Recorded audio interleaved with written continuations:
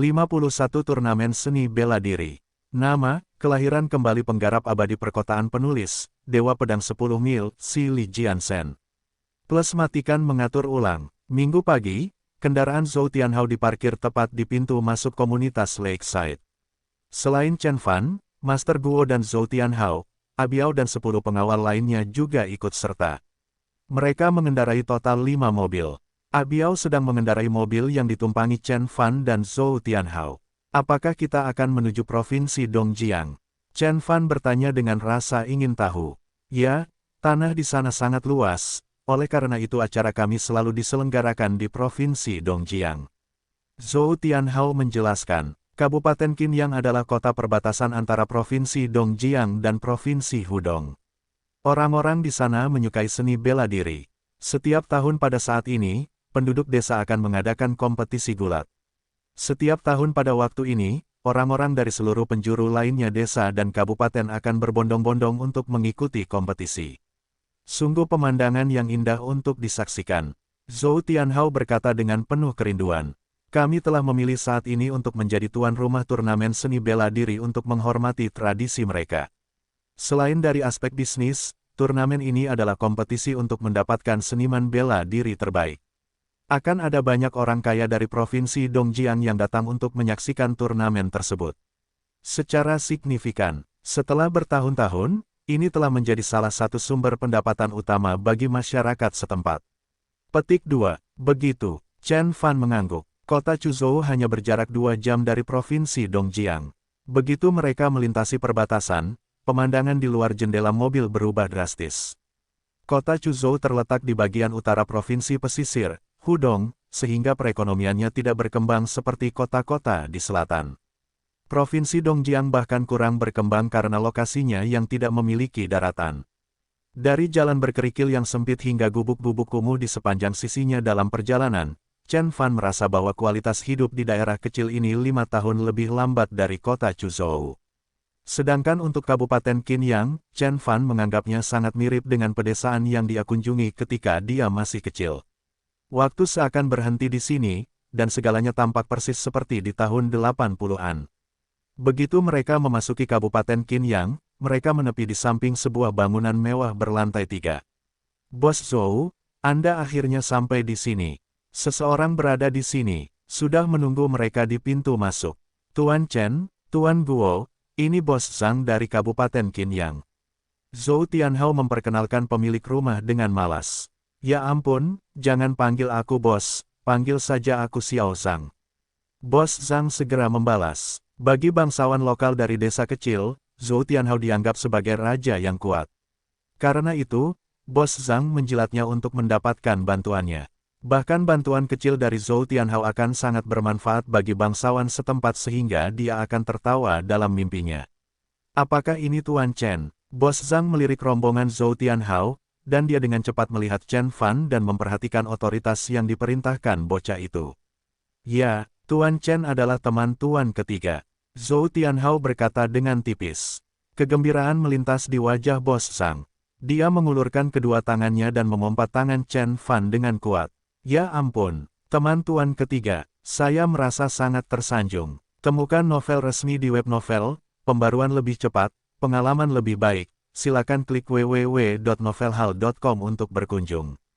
Keluarga Wei adalah nama yang terkenal di seluruh Tiongkok, dan oleh karena itu, Bos Zhang akrab dengan Tuan ketiga dan pengaruhnya. Melihat betapa mudanya Chen Fan, Bos Zhang semakin yakin bahwa Chen Fan berasal dari keluarga bergengsi. Kalau tidak, dia tidak akan berteman dengan Tuan ketiga. Sambil berpikir, senyum Bos Zhang melebar dan menjadi lebih antusias untuk menyenangkan Chen Fan. Ini pertama kalinya Tuan Chen mengunjungi desamu, tolong jaga dia dengan baik, kata Zhou Tianhao. Anda dapat mengandalkan saya, Wakil Wali Kota Zhang merenung dan mengumumkan. Begitu mereka memasuki gedung 3 lantai, Chen Fan disambut oleh beberapa gadis muda yang menarik. Kecantikan masa muda mereka terlihat dari wajah mulus mereka tanpa riasan apapun. Salah satu gadis duduk di samping Chen Fan. Dia yang termuda dan paling menarik. Sambil menunggu, Chen Fan memulai percakapan singkat dengannya. Namanya Asiu, dan dia berasal dari keluarga besar dan memiliki banyak saudara kandung. Orang tuanya tidak mampu membiayai semua anaknya untuk melanjutkan ke universitas, oleh karena itu, Asiu terpaksa berhenti sekolah sejak SMP. Karena ketampanannya, ia dipekerjakan oleh pemerintah daerah untuk menjadi pelayan di hotel milik pemerintah daerah. Setelah mereka makan siang, Chen Fan menyarankan untuk berjalan-jalan di sekitar desa dan menjelajah.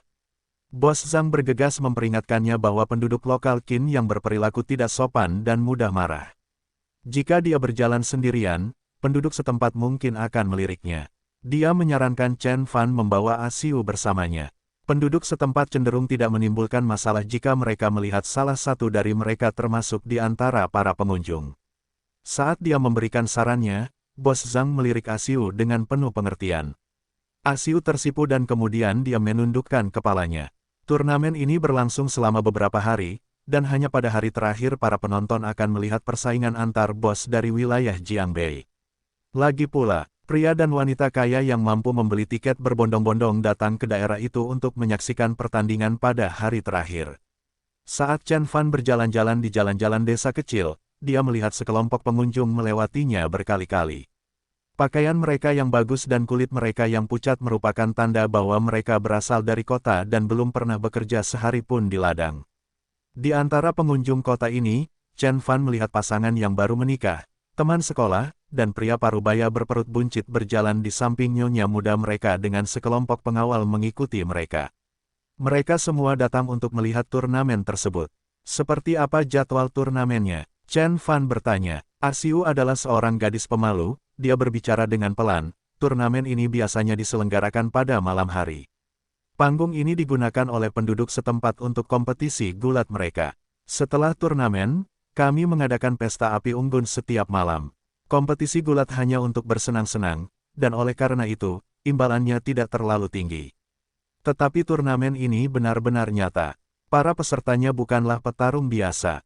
Setelah dia mengatakan itu, matanya kehilangan fokus sesaat. Dia ingin keluar dari desa ini dan belajar di kota, mendapatkan pekerjaan dan menikah dengan pria kota. Namun, karena dia masih kecil dan nilainya tidak bisa dibanggakan, keluarganya memutuskan untuk memprioritaskan pendidikan saudara laki-lakinya dan membiarkan gadis-gadis itu berhenti sekolah. Chen Fan memperhatikan keheningannya yang tiba-tiba. Dia meliriknya dengan acuh tak acuh. Setelah hidup selama 500 tahun, Chen Fan menjadi tidak peka terhadap penderitaan umat manusia. Dia tahu bahwa waktu akan menghapus segalanya, jadi mengapa dia harus peduli pada manusia dan masalah mereka? Jika dia adalah seorang anak laki-laki berusia 16 tahun, dia akan merasa sangat kasihan pada gadis itu dan akan memberinya tiket keluar kota kecil saat itu juga. Asiu dengan cepat menenangkan diri dan memimpin Chen Fan ke bagian lain desa. Saat mereka berjalan di jalan utama kota, sekelompok besar orang menuju ke arah yang berlawanan. Langkah mereka yang percaya diri dan angkuh menunjukkan betapa besarnya kekuatan pemimpin mereka. Di tengah kelompok, Chen Fan melihat Suao. Kelompok itu memblokir jalan, dan Chen Fan harus berhenti. Setelah Suao memperhatikan Chen Fan, dia berhenti sejenak dan menatap anak laki-laki itu dengan cemberut. "Mengapa kamu di sini, Tuan Su?" Chen Fan mengangguk dan tidak menjawab pertanyaannya. Wajah Suao mengeras karena dia tidak senang dengan Chen Fan, mengabaikan pertanyaannya. Namun, dia tidak ingin mendesak bocah itu untuk memberikan jawaban di depan umum. Dia hanya memberitahu Chen Fan, "Ayo temui aku di Hotel Qin yang malam ini." Dia kemudian berjalan melewati Chen Fan tanpa sepatah kata pun. Chen Fan dan Asiu menyingkir untuk memberi jalan bagi banyak orang. Dia merasakan banyak mata yang waspada menatapnya, beberapa di antaranya adalah pengguna pasukan internal yang kuat. Namun, Chen Fan sama sekali tidak khawatir. Seorang pria botak berotot sedang berjalan berdampingan dengan Suao, dan dia bertanya, "Tuan Su, siapa anak itu?" "Seorang keponakan jauh. Saya tidak tahu apa yang dia lakukan di sini," kata Suao dengan wajah gelap. "Hehe, turnamen ini sangat populer di kalangan anak-anak zaman sekarang." Skinhead itu tersenyum dan berkata, "Gadis kecil di samping keponakanmu itu terlihat sangat seksi. Jika dia tidak bersama keponakanmu, aku pasti sudah mengambil tindakan terhadapnya." Suao mendengus tidak senang. Skinhead ini adalah seorang raja kaya dari kota Clearwater, dan dia terkenal karena seleranya terhadap wanita. Namun, dia tidak akan membodohi dirinya sendiri selama Suao ada di sini. Anak laki-laki ini sering bepergian. Dia merayu putriku di kota Chuzhou sambil menggoda gadis lain di Kabupaten Qinyang. Aku akan buta jika mempercayakan putriku padanya. Sambil berpikir, Suao mengerutkan alisnya saat kesannya terhadap Chen Fan semakin memburuk. Setelah sekelompok besar orang itu pergi, Asiu menepuk dadanya dan menjulurkan ujung lidahnya. Mereka adalah orang-orang yang menakutkan. Terutama Tuan Sini Head itu. Cara dia menatapku sungguh menakutkan. Dia berkata sambil menatap Chen Fan, mengedipkan bulu matanya. Saudara Chen, apakah kamu kenal mereka? Saya pernah bertemu pemimpinnya, namanya Suao. Chen Fan berkata dengan ringan. Tuan Ao dari Haidong. Seru Asiu menarik perhatian banyak orang. Dia meraih lengan Chen Fan dan mendesaknya untuk pergi saat dia bertanya pelan.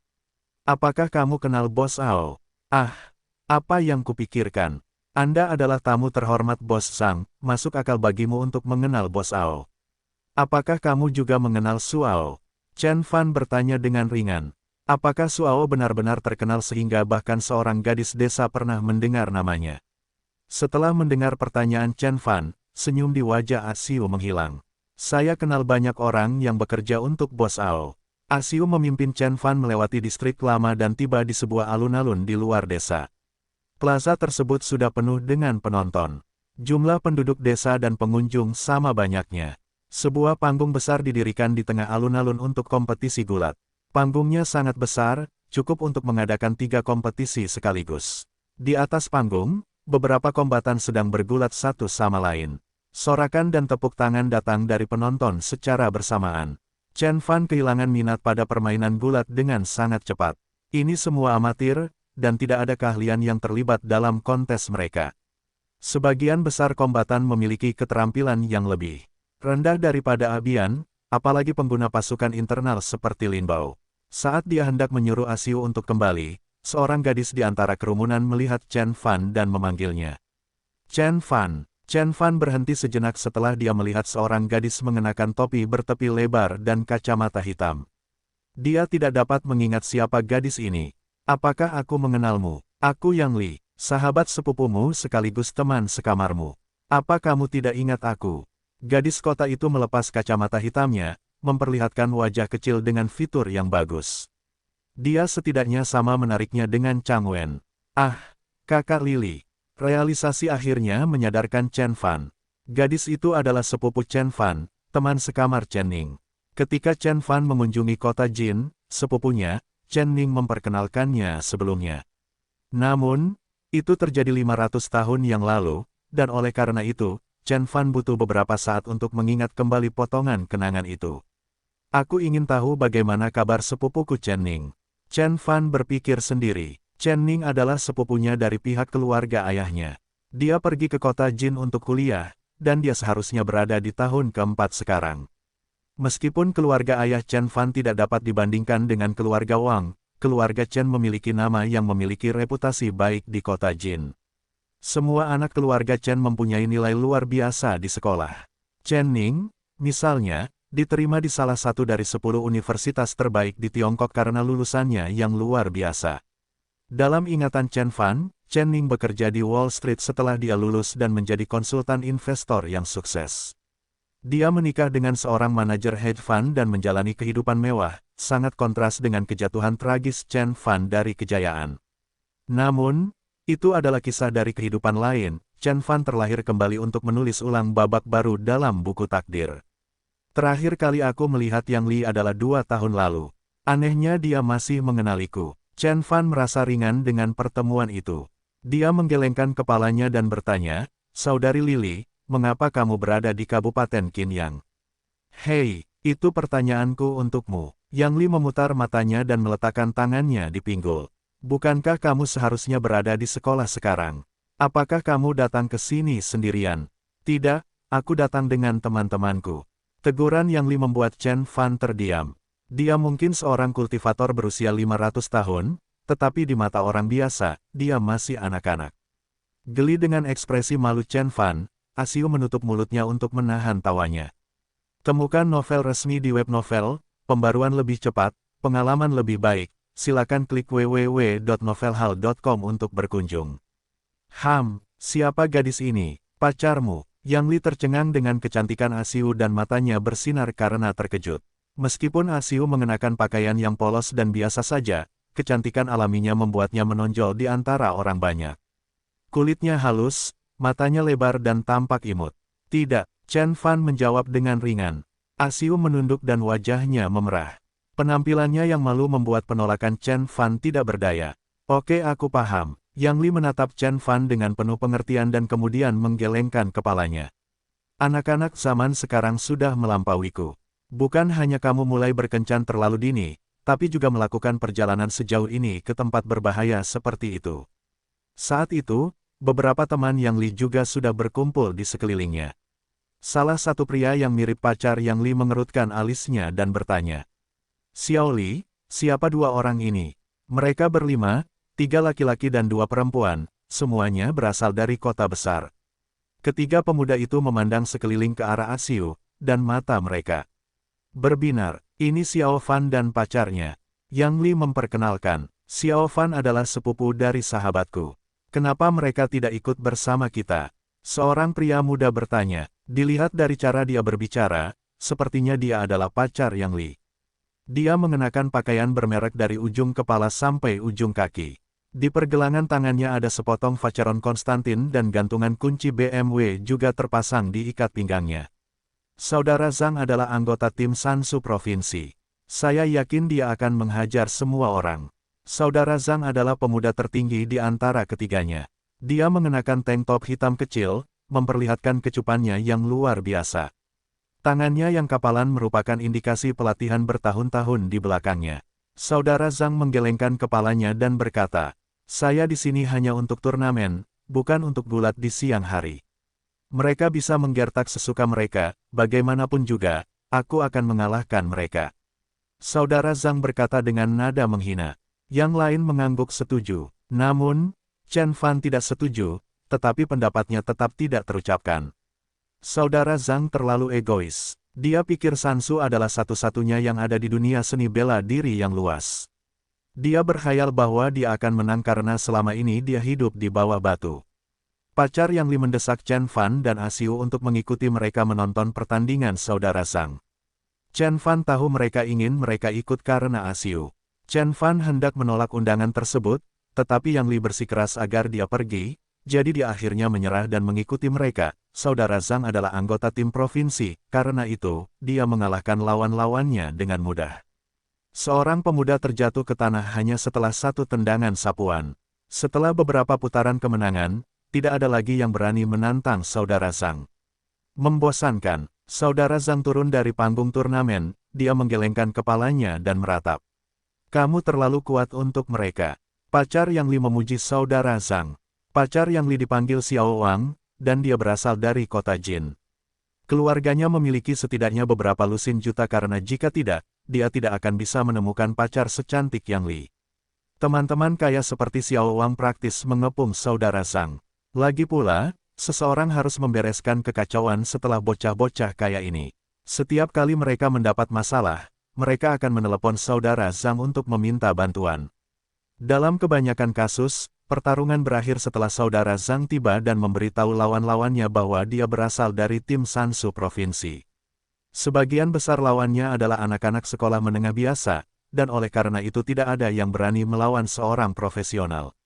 Karena perlindungan yang dapat diberikan oleh saudara Zhang, Xiao Wang bertekad untuk berada di sisi baiknya. Dia tidak pernah tahu kapan dia harus menelepon kakak laki-lakinya untuk memancingnya keluar dari perairan yang bermasalah. Karena itu, Xiao Wang telah merencanakan perjalanan ke Kabupaten Qin yang ini, khusus untuk saudara Zhang. Dia telah memberi tahu teman-temannya yang lain untuk mengundang sebanyak mungkin gadis remaja yang menarik untuk dipilih oleh saudara Zhang.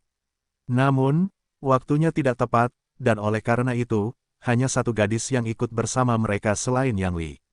Gadis itu berpenampilan biasa-biasa saja, dan oleh karena itu saudara Zhang tidak terlalu tertarik padanya. Xiao Wang telah menyesali nasib buruknya, tetapi matanya bersinar begitu dia melihat Asiu. Jika saudara Zhang tidak menginginkannya, dia mungkin akan menancapkan cakarnya ke dalam dirinya.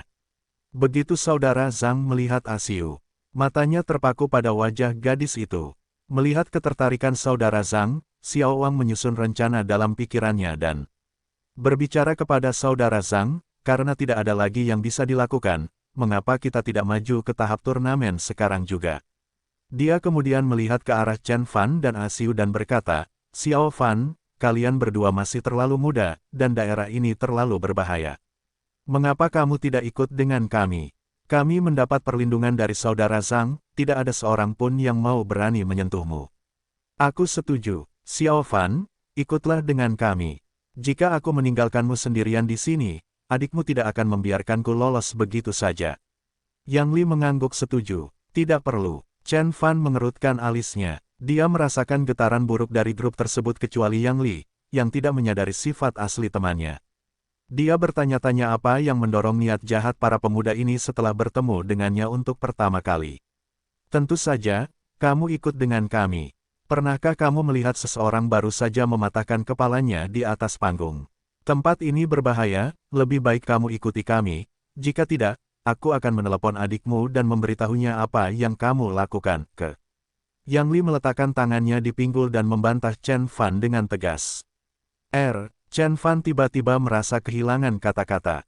Ancaman Yang Li berhasil. Jika dia mengadu tentang dia kepada sepupunya Chen Ning, ibunya juga akan tahu bahwa dia telah membolos kelas untuk pergi ke provinsi Dongjiang. Maka dia akan mendapat masalah besar di lututnya. Baik, Chen Fan menyetujui dengan enteng. Lagi pula dia ada di sini untuk jalan-jalan, apa bedanya dengan siapa dia berkeliling kota. Ketujuh dari mereka mengendarai dua mobil menuju pinggiran Kabupaten Qinyang. Panggung turnamen pencaksilat jauh lebih besar dibandingkan arena gulat, sehingga harus diadakan di luar kota. Sesampainya di sana, mereka sudah melihat beberapa kendaraan yang terparkir di dekat panggung. Selain sebuah danau kecil, didirikan tembok melingkar besar yang terbuat dari terpal. Dinding tersebut menandai perimeter acara turnamen, dan panggung berada tepat di dalamnya. Biaya masuknya mulai dari 1.000 per orang, dan loket tiket hanya menerima uang tunai. Xiao Wang membayar tiket barisan depan semua orang dengan harga 2 kali lipat. Saat dia mengeluarkan sejumlah besar uang tunai dari jaketnya, dia melirik ke arah Asiu, dan dia puas melihat mata gadis itu dipenuhi dengan kekaguman. Setelah mereka memasuki ambang pintu, mereka merasakan gelombang panas menyapu wajah mereka. Chen Fan mengamati kandangnya dan memperhatikan bahwa kursinya sudah setengah penuh. Setidaknya ada beberapa ratus peserta di sini. Panggung telah disiapkan, dan beberapa penari serta seorang penyanyi tampil sementara sisanya menunggu turnamen dimulai. Ada banyak pelayan dengan telinga kelinci dan bikini berjalan-jalan sambil membawa piring. Di piringnya ada minuman, buah-buahan, dan makanan ringan. Seseorang dapat memanggil gadis kelinci dan membayar makanan atau minumannya langsung dengan kartu kredit. Kredit tidak menjadi masalah di sini karena sebagian besar pria dan wanita ini adalah orang-orang super kaya. Chen Fan menggelengkan kepalanya. Adakah yang ingin memberikan sumbangan? Xiao Wang bertanya kepada teman-temannya sambil mengibaskan selembar formulir taruhan. Saudara Zhang bertaruh 100.000 yuan pada pensiunan pejuang Sansu. Orang lain dalam kelompok itu juga menyumbang belasan ribu di sana-sini. Saat itu, hanya Asiu dan Chen Fan yang belum mengisi formulir mereka. Temukan novel resmi di web novel, pembaruan lebih cepat, pengalaman lebih baik. Silakan klik www.novelhall.com untuk berkunjung. Melihat donasinya dimulai dari 10.000, Asiu menggelengkan kepalanya dan mundur dari mereka. Xiao Wang tersenyum dan berkata, jangan khawatir. Saat dia berbicara dengan Asiu, dia menatap Chen Fan. Xiao Wang tahu bahwa anak yang masih muda itu tidak akan sanggup menerima penghinaan seperti itu dan oleh karena itu, dia harus meminjam darinya. Yang mengejutkannya, Chen Fan bahkan tidak meliriknya sekilas saat dia mempertahankan ekspresi tenang dan acuh tak acuh di wajahnya. Xiao Wang tersenyum dan membiarkan masalahnya selesai. Yang Li bertanya dengan rasa ingin tahu, bukankah ini seperti pertarungan kandang bawah tanah ilegal? Xiao Wang menggelengkan kepalanya dan berkata, apakah kamu bercanda? Mereka benar-benar berbeda. Hadiah pertarungan di kandang sangat besar, dan pertarungan di dalam kandang tidak memiliki aturan. Sebaliknya, turnamen ini adalah acara publik, dan hadiahnya hanya sebagian kecil dari pertarungan kandang. Turnamen ini mengikuti peraturan yang ketat, dan tidak ada seorang pun yang terluka di atas panggung. Seperti yang Anda lihat, turnamen dan pertarungan kandang sangat berbeda. Jadi berhentilah bersikap konyol. Ini sama sekali bukan pertarungan kandang. Hanya gadis sepertimu yang percaya bahwa ini adalah pertarungan kandang. Karena malu pada dirinya sendiri, Yang Li sedikit mengangguk. Setelah beberapa saat, pertandingan akhirnya dimulai. Dua kontestan pertama adalah dua pria jangkung dan berotot. Yang satu telah belajar tinju profesional, dan yang lainnya adalah seniman bela diri otodidak. Kedua petarung itu langsung saling berhadapan, dan serangan agresif mereka menyulut antusiasme penonton. Seiring berjalannya pertandingan, pertarungan semakin menghibur dan menegangkan untuk disaksikan. Beberapa peserta sudah melepas baju mereka dan melambaikannya ke udara untuk menyemangati petarung mereka. Setelah setiap pertarungan, ada sorakan gembira serta kutukan dan ratapan kebencian. Banyak sumbangan yang dipertaruhkan. Dia menang lagi. Pilihan yang bagus, Saudara Zhang. Segera setelah salah satu petarung jatuh ke tanah, Xiao Wang melompat dari kursinya dan mengayunkan tinjunya ke udara dengan penuh semangat. Saudara Zhang menyeringai puas. Sebagai petarung profesional, dia punya lebih banyak wawasan tentang kekuatan dan kelemahan masing-masing petarung. Dia telah membantu teman-temannya memasang taruhan mereka dan sejauh ini, tidak ada satupun petarung yang dia pilih yang kalah dalam pertarungan. Bahkan Asiu sangat bersemangat dengan janji akan mendapatkan keuntungan besar dari taruhannya. Xiao Wang mendatangi gadis itu lagi dan bertanya, Xiao Fan, Asiu, apakah kalian akan memasang taruhan atau tidak? Jangan khawatir, kami memiliki Saudara Zhang. Anda tidak akan kehilangan 1 sen pun. Saya dapat meminjamkan Anda sejumlah uang sekarang, dan Anda dapat membayar saya kembali setelah Anda menghasilkan lebih banyak uang. Petik 2. Tentu, Asiu setuju dengan ragu-ragu. Dia melihat ke arah Chen Fan dan melihat dia tidak keberatan dengan partisipasinya, dia mengertakkan gigi dan menyetujui tawaran Xiao Wang. Mata Xiao Wang berkedip, dan kemudian dia bertukar pandangan penuh pengertian dengan Saudara Zhang. Gadis itu akhirnya menerima umpan. Chen Fan memperhatikan dari samping, dan dia tahu persis apa yang sedang terjadi. Namun, dia terlalu malas untuk ikut campur dalam drama sepele manusia fana ini. Dia adalah seorang kultivator, dan kebebasan tubuh, pikiran, dan jiwa adalah tujuan utamanya.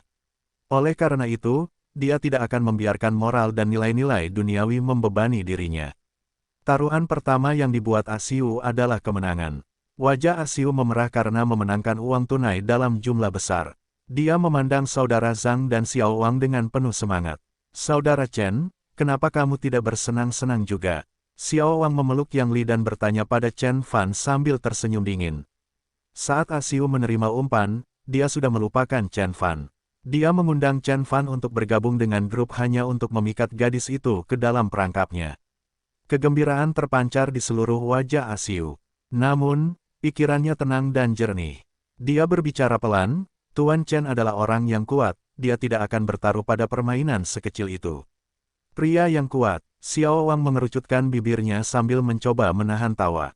Maksudmu dia? Chen Fan sangat pelit sehingga dia bahkan tidak mau memberi pacarnya 10.000 yuan untuk bersenang-senang.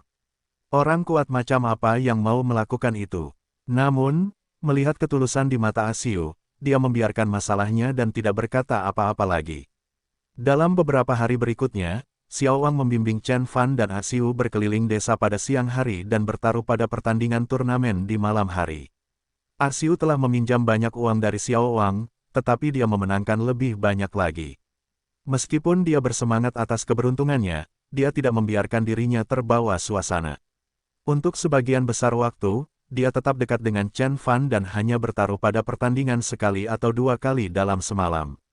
Melihat kemajuannya melambat, Xiao Wang mulai membenci Chen Fan dan ingin mengeluarkannya dari gambar. Chen Fan sama sekali tidak tertarik dengan turnamen tersebut. Itu masih sangat awal dalam permainan, dan oleh karena itu, sebagian besar petarung tidak sekuat mereka yang bertahan hingga final. Akhirnya pertandingan final akan ditutup. Chen Fan tiba di pinggiran desa pada sore hari, dan segera, dia menyadari bahwa pengaturan panggungnya berbeda. Tidak ada lagi penutup. Sebaliknya, tembok tersebut telah dirobohkan untuk memberi ruang bagi platform tinggi di samping panggung. Platform itu dikelilingi oleh pengawal kekar dan berotot yang tampak seperti petarung yang sangat kuat. Penonton duduk di kursinya masing-masing dan menunggu dalam diam. Ini adalah hari ketika semua bos di wilayah Jiangbei datang berkumpul. Bagi para taipan ini, acara ini seperti konferensi tahunan. Mereka di sana. Gumaman terdengar dari penonton saat sekelompok orang berjalan menuju peron. Yang itu adalah bos Xin Zong dari kota asalku, kota Tianhe. Baldi Liu juga datang. Tunggu sebentar, saya hanya melihat Zhou Tianhao, di mana tuan ketiga Wei. Setiap kali seorang pengusaha muncul di peron, gelombang gumaman terdengar dari penonton. Beberapa suara penuh dengan kecemburuan, dan yang lainnya penuh dengan kebencian.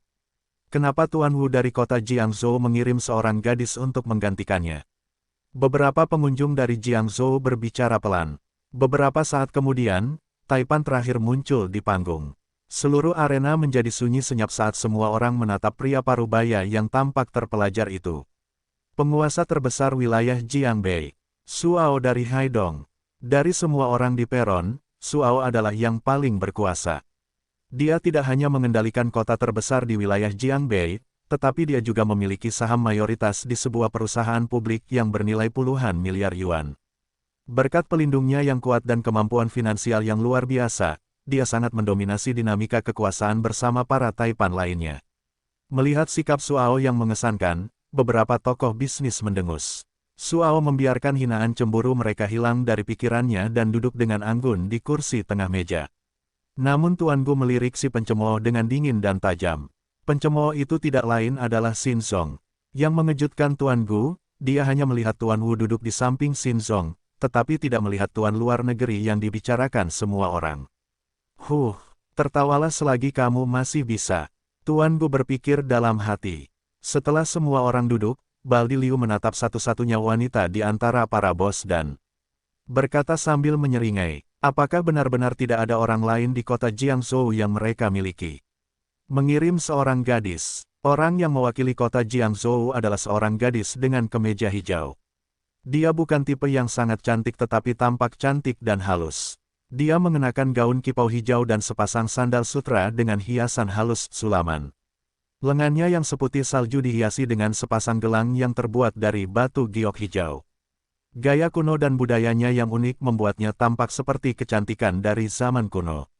Gadis itu bahkan tidak melirik Baldi Liu sekilas, tapi seorang pengawal parubaya melangkah maju dengan marah. Tenang, kalian berdua. Tuan Wu sedang tidak enak badan dan oleh karena itu, meminta Nona Lu untuk menggantikannya. Tuan Wu telah memberitahuku tentang hal itu sebelumnya. Suao menjelaskan dengan perlahan. Baldi Liu menggumamkan sesuatu dengan pelan dan tetap diam.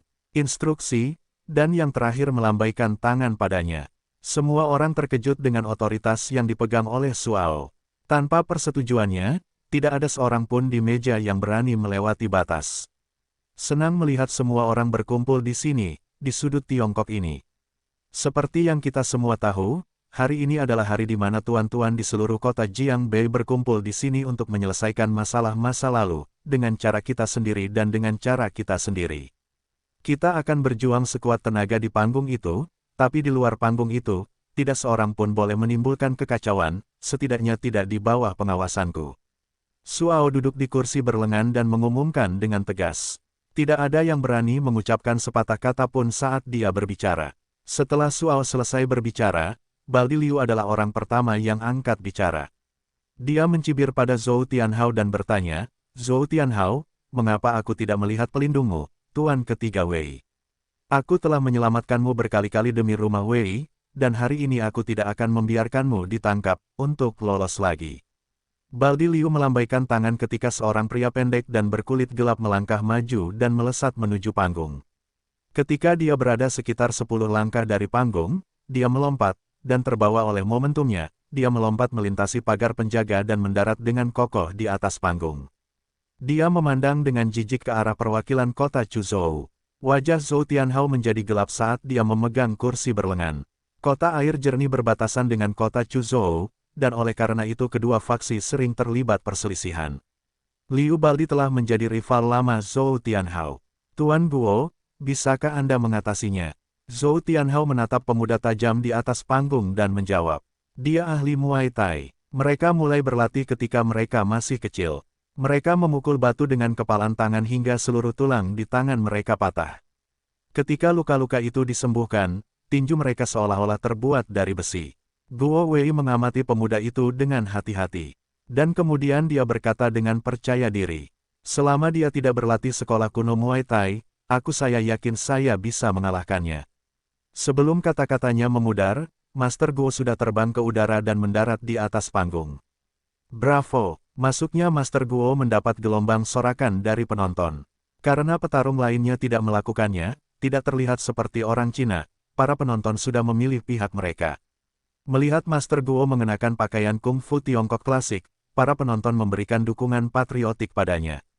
Tolong, bahasa Cina pria pendek itu terdengar agak aneh di telinga, tetapi ternyata bisa dimengerti. Segera setelah dia menyelesaikan sopan santun yang diperlukan, pria itu melompat ke depan seperti pegas sambil melemparkan pukulan ke arah Tuan Guo. Serangannya tidak hanya licik tetapi juga penuh dengan kekuatan dari pinggang dan pinggulnya. Tinjunya bergerak ke arah kecepatan yang luar biasa saat ia melesat di udara. Hati penonton tiba-tiba tercekat. Master Guo adalah pengguna pasukan internal yang telah mencapai kesuksesan awal, karena itu, dia gigih sebelum serangan mendadak itu. Dia menarik wajahnya yang tegang dan mendorong kedua tangannya untuk menahan pukulannya. Melihat serangan pertamanya berhasil diblok, petarung Muay Thai ini melanjutkan dengan serangan lainnya. Dalam sekejap, Master Guo diserang oleh hujan serangan dari segala arah. Jika dia tergelincir sekali, dia mungkin kalah dalam pertandingan. Akhirnya, dia mendapat pukulan, dan segera, dia merasakan beban yang luar biasa dalam serangan itu. Hati Tuan Guo tenggelam setelah merasakan kekuatan lawannya untuk pertama kalinya. Dia tahu dia telah bertemu dengan seorang master Muay Thai sejati. Saat itu, dia sudah kehilangan inisiatif dan terpaksa membela diri. Satu-satunya harapannya adalah menunggu lawannya melakukan kesalahan agar ia bisa melancarkan serangan balik. Penonton menahan napas dan menyaksikan Tuan Guo dipaksa terpojok oleh pemuda asing itu. Bagaimana tentang itu? Baldi Liu mengamati sekelilingnya dan menyeringai puas. Meskipun Master Song Tao masih muda, dia adalah salah satu master Muay Thai paling kuat di Asia Tenggara. Orang-orang memanggilnya, Arhat bersenjata ke-8, para tokoh terkemuka lainnya mengerutkan alis mereka setelah mendengar kata-kata botak Liu. Kata Arhat lebih dihormati di Asia Tenggara dibandingkan di Tiongkok.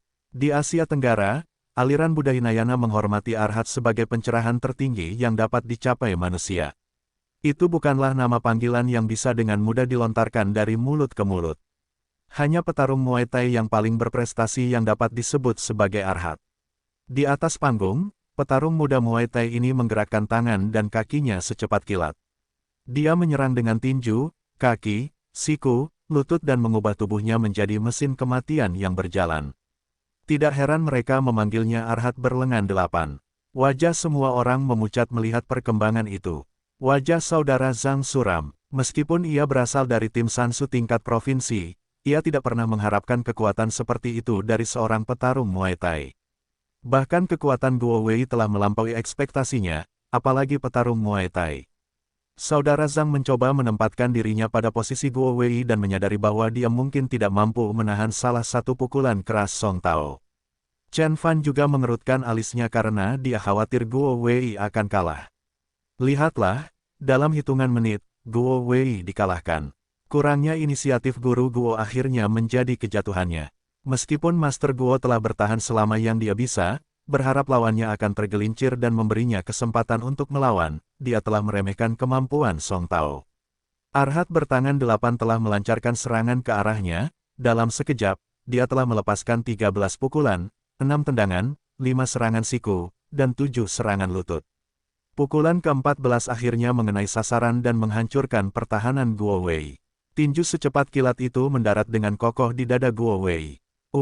Semburan darah keluar dari mulut Guo Wei, dan pukulan itu membuatnya tersandung hingga terjatuh dari panggung.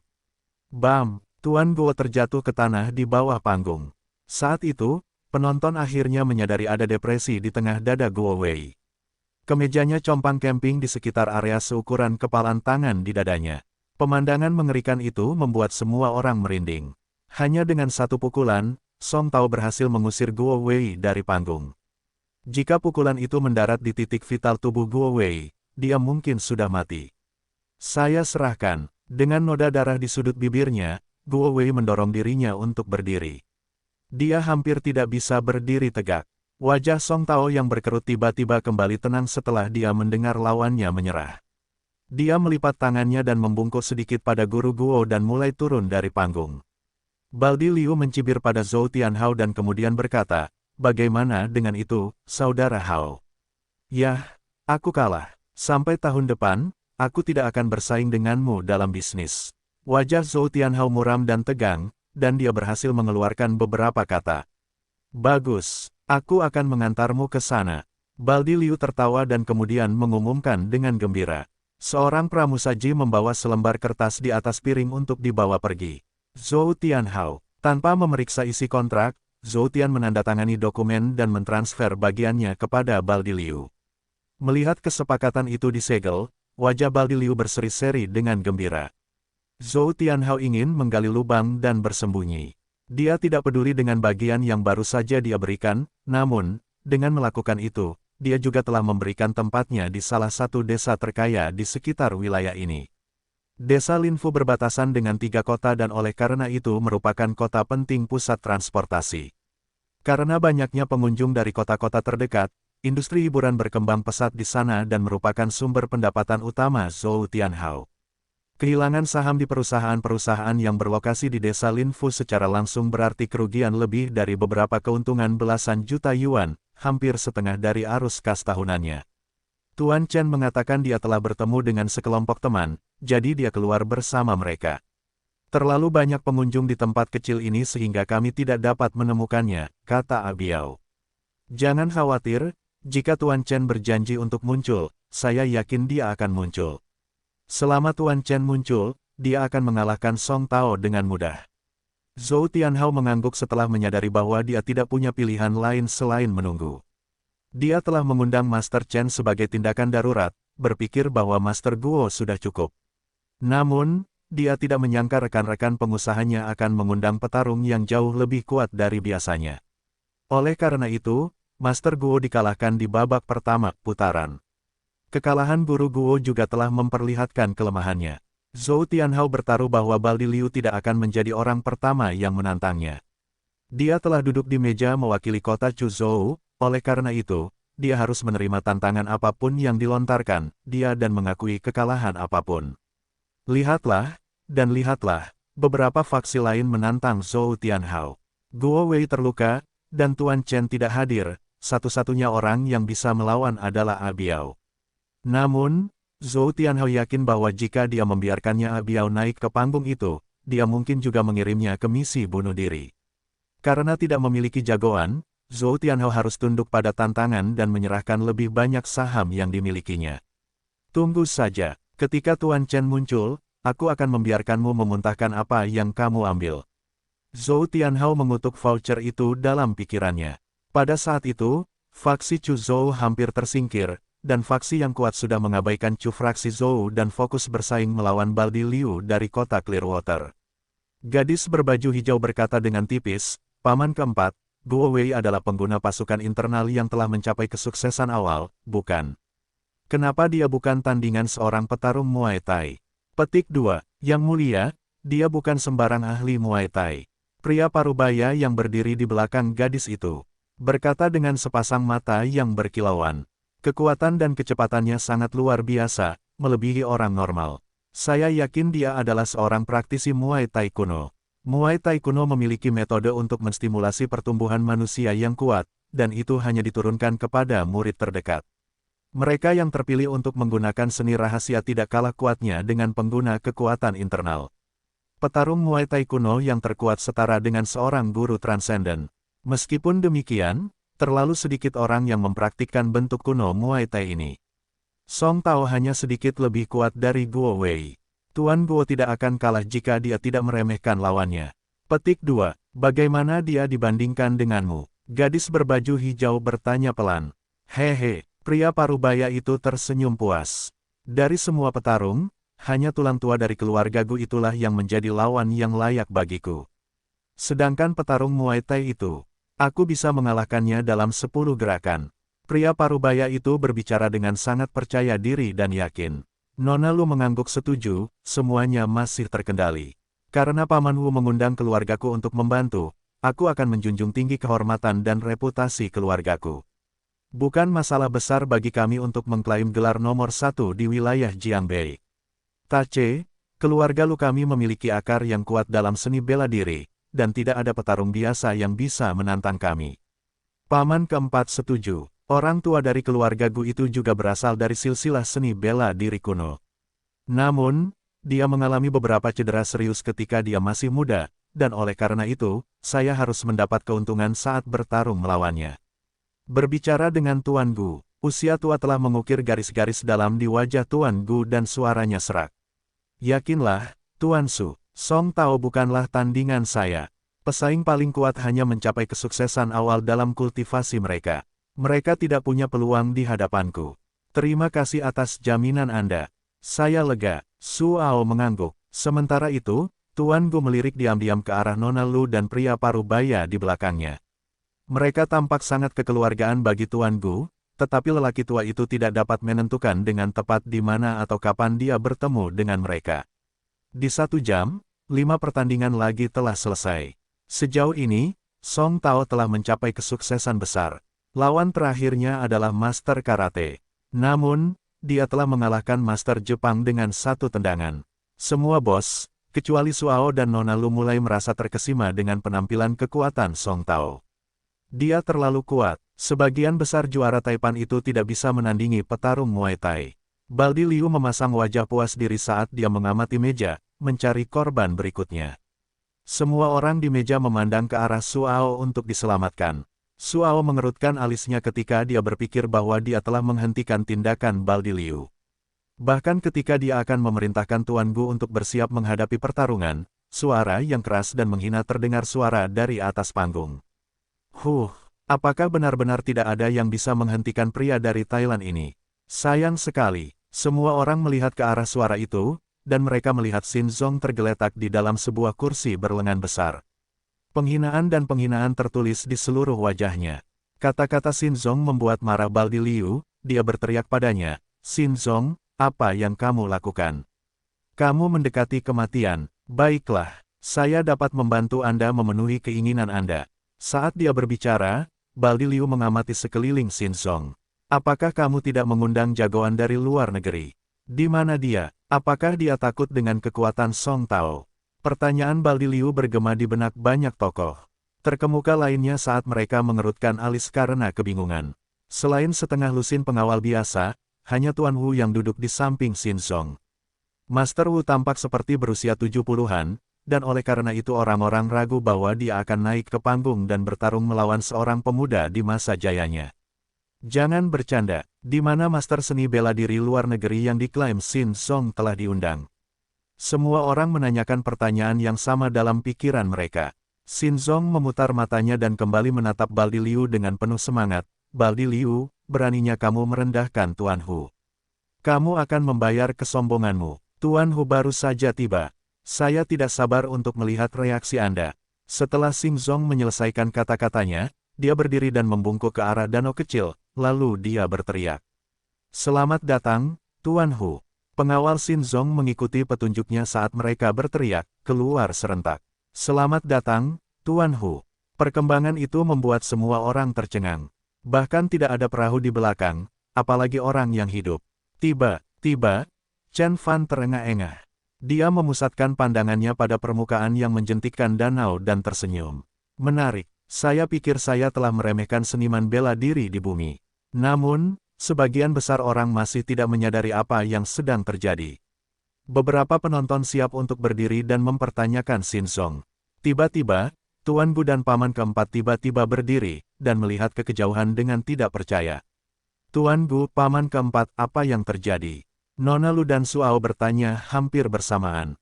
Paman keempat tidak mengucapkan sepatah kata pun, tetapi tubuhnya tegang seolah-olah ada lawan yang kuat sedang pergi untuk turun ke arahnya. Sementara itu, wajah Tuan Gu tampak muram dan muram. "Tuan Su, saya pikir kita punya masalah. Temukan novel resmi di web novel, pembaruan lebih cepat, pengalaman lebih baik, silakan klik www.novelhall.com untuk berkunjung." Suao bertanya-tanya apa maksud Tuan Gu, dia mendengar sorakan nyaring di tepi danau.